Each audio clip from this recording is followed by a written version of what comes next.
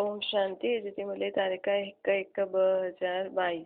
अज मुरली में गीता दुखियन ते रहम करो। ओम शांति। अज मिठा मिठा श्री बाबा ब्रह्मा जी तन द्वारा चवंता मिठे मिठे ॿार इहे त ॿार हाणे ॼाणदा आहिनि कि बाबा अची करे रहम कयो हुयईं, हाणे वरी खां करनि था। रहम करण वारो केरु, पोइ बेरहमी करण वारो केरु, इहे बरोबर हाणे तव्हां ॿार ॼाणदा आहियो।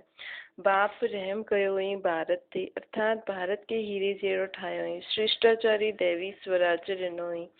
तव्हां हाणे सम्झो था न, लक्ष्मी नारायण खे राज्य भाग्य कीअं ॾिनो? ज़रूरु परम पिता परमात्मा जी ही रचना रची हुई न। देवताउनि खे परम पिता परमात्मा वरसो ॾिनो हुई, ये दुनिया न ॼाणदी आहे। भारतवासियुनि खे स्वराज्य हुयो, बाप रहम कयो हुयईं, पोइ रहम मांगदा आहिनि। बेरहमी कंहिंसां मिलंदी आहे?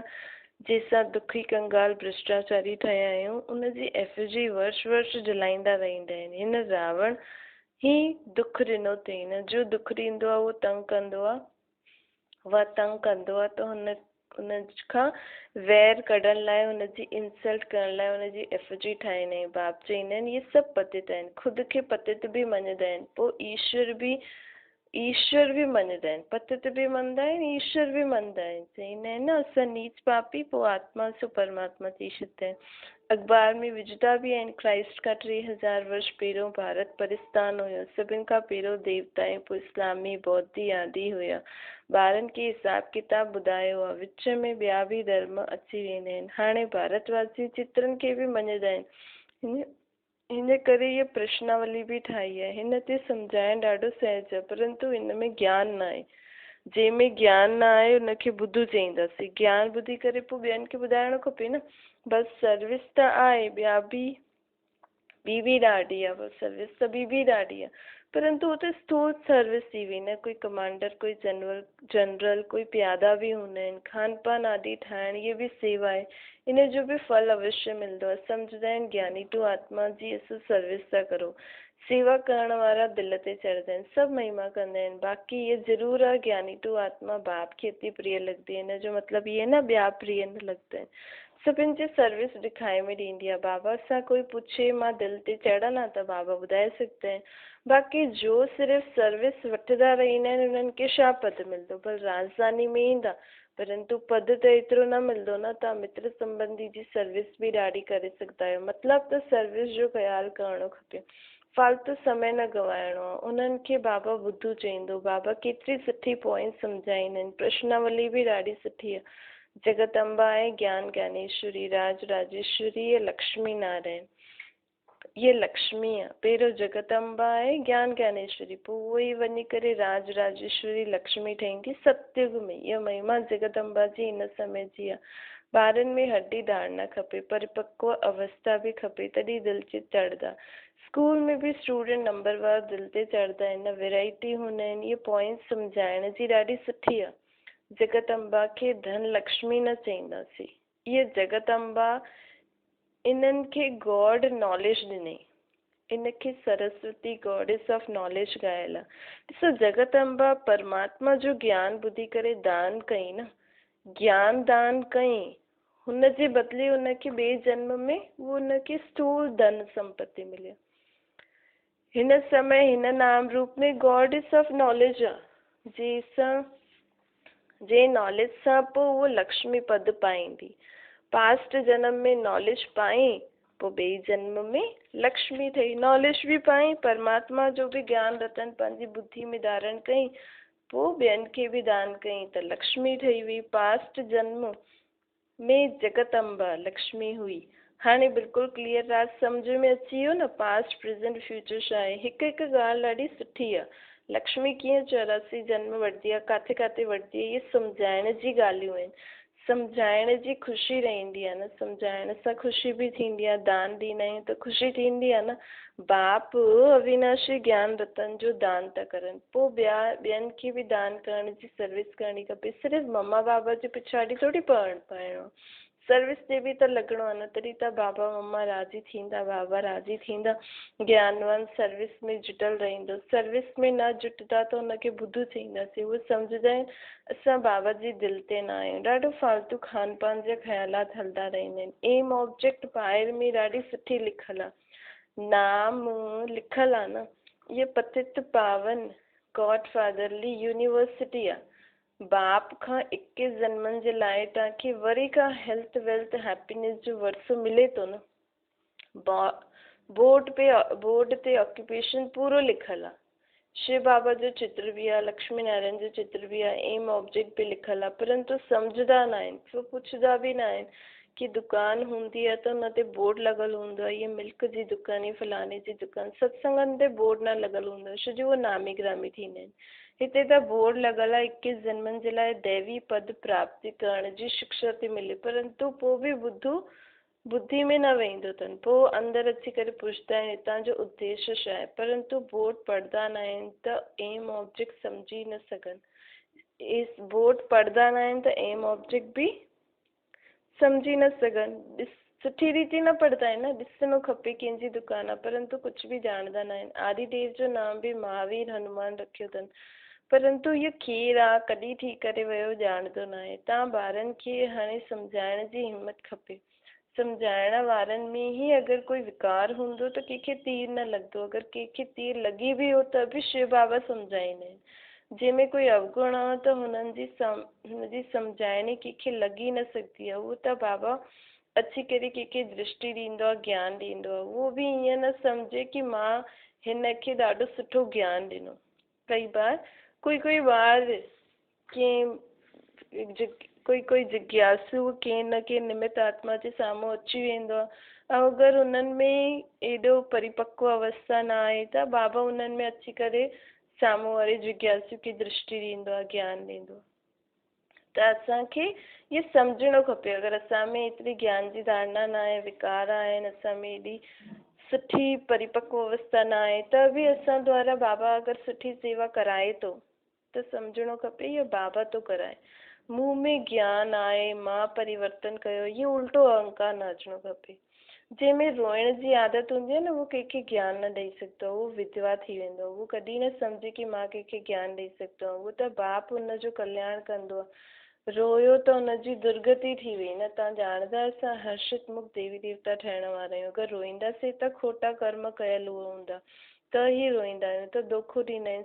सुठा बि रोईंदा आहिनि। पोइ बाबा कंहिंखे उठाइण लाइ ख़ुदि अची करे दृष्टि ॾींदो आहे। रोईंदा आहिनि त विधवा थी आहे न। हिते चईंदा आहिनि असां राम जा ठहिया आहियूं। पोइ रोईंदा आहिनि त गोया हुननि जो राम मरी वियो, गोया राम सां बुद्धि योग टुटी वियो न, बेमुख थी विया। अवस्था ॾाढी सुठी खपे। पर कोई प्रभावित थींदो आहे, परंतु उहो बाबा जी ताक़त सां प्रभावित थींदो आहे। बाबा जो ॻाल्हाईंदो आहे, हुनमें कोई ग़लती न थी सघंदी आहे, छो जी बाबा त सत्य आहे न। अगरि कोई अक्षर निकिरी बि वियो, ठहियल बि आहे न, बिगड़ी खे ठाहिण वारो वेठो आहे।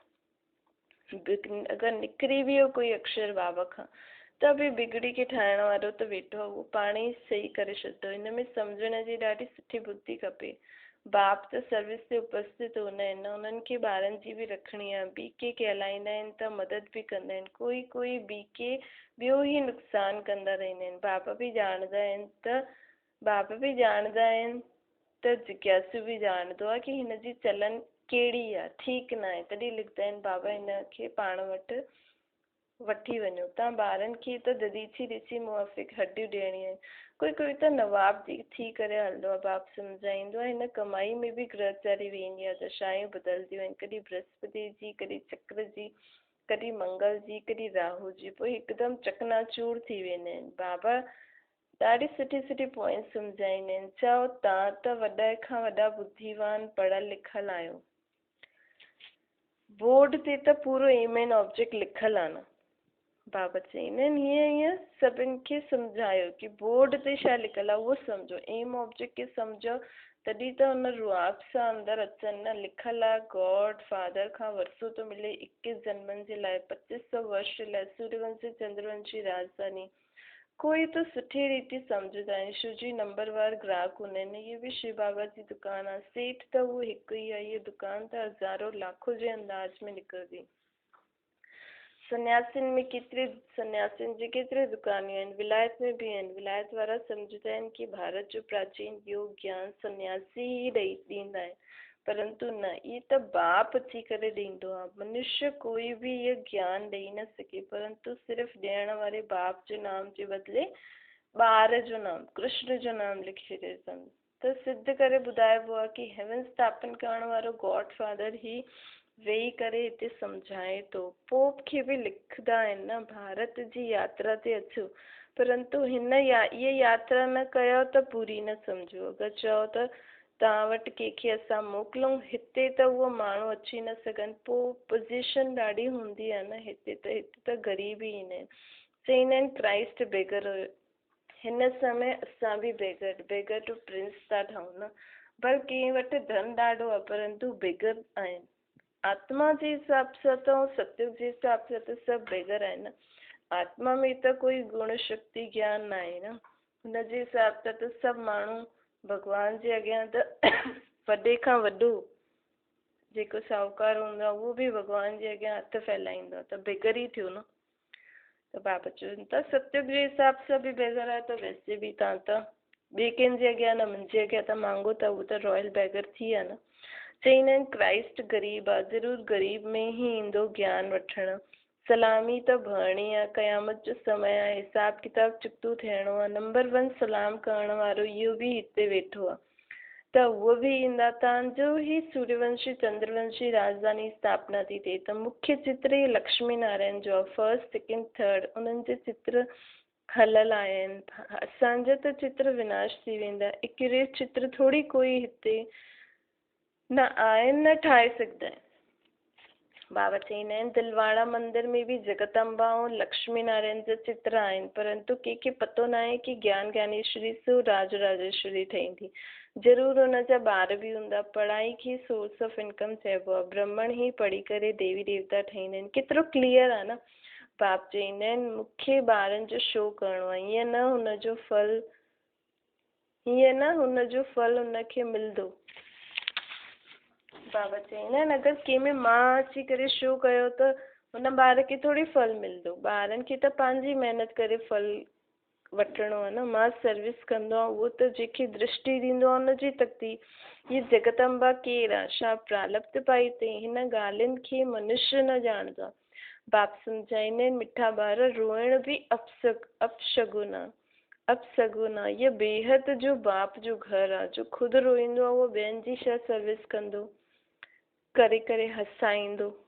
हिते त हसणो सिखणो आहे, जीवन में ख़ुशि थी करे सदा जीवन में मुस्कुराईंदा कीअं रहूं। परिस्थिति त ईंदी, बाबा इहे ई त सेखारींदो आहे न असांखे। परिस्थिति, माया, विघ्न सभु ईंदा, लेकिन असांखे सदा हर्षित मुख रहणो, आवाज़ सां बि न खिलणो। केतिरी शिक्षाऊं बाबा ॾींदो आहे, पॉइंट्स सुठी सम्झाइबियूं आहिनि। दिन प्रतिदिन नॉलेज सर्च थींदी वेंदी आहे, तव्हां में बि ताक़त अची वेंदी। अच्छा, ओम शांति। वरदान आहे हिकु बाप में सॼो संसार जी अनुभूति करण वारा, निरंतर हिकु यादि में रहण वारा सहज योगी ठहो। हिक जी यादि में रहण वारा सहज योगी ठहो। सहज योगी जो अर्थ आहे हिक खे यादि करणु। हिकु बाप ॿियो न कोई, तन मन धन सभु तुंहिंजो, मुंहिंजो न। अहिड़ा ट्रस्टी ठही डबल लाइट रहण वारा ई सहज योगी थी सघंदा आहिनि। सहज योगी ठहिण जी सहज विधि हिक खे यादि करणु, हिक खे सभु कुझु अनुभव, हिक में सभु कुझु अनुभव करणु। बाप ई संसार आहे त यादि सहज थी वई न। अधु कलाक महिनत की, हाणे बाप महिनत खां छुड़ाए थो, लेकिन यदि पोइ बि अगरि महिनत करणी थी पए त हुनजो कारण आहे पंहिंजी कमज़ोरी। स्लोगन आहे महान आत्मा उहो आहे जो पवित्रता रूपी धर्म खे जीवन में धारण करे हले। उहो महान आत्मा हूंदी आहे। घर गृहस्थ में रही करे सन्यासी त पवित्र, पूरो त पवित्र न रहंदा आहिनि न, उहे त सोचंदा आहिनि ब्रह्मचारी ठहिण मतिलबु पवित्र। पर बाबा त हिते हर प्रकार जी पवित्रता रूपी धर्म खे जीवन में धारण करणो आहे, त उहो ई महान आत्मा हूंदी आहे। अच्छा, ओम शांति। अॼु जो अव्यक्त मास जो पॉइंट आहे लवली स्थिति जो अनुभव करो। प्यार जे सागर बाप सां गॾु मिलन मनाईंदे प्यार सां बाबा चओ, हुन प्यार में समाइजी वञो, लग्न में मगन थी वञो। इहा लवली स्थिति ॿियनि सभिनि ॻाल्हियुनि खे सहज समाप्त करे छॾंदी। अच्छा, ओम शांति।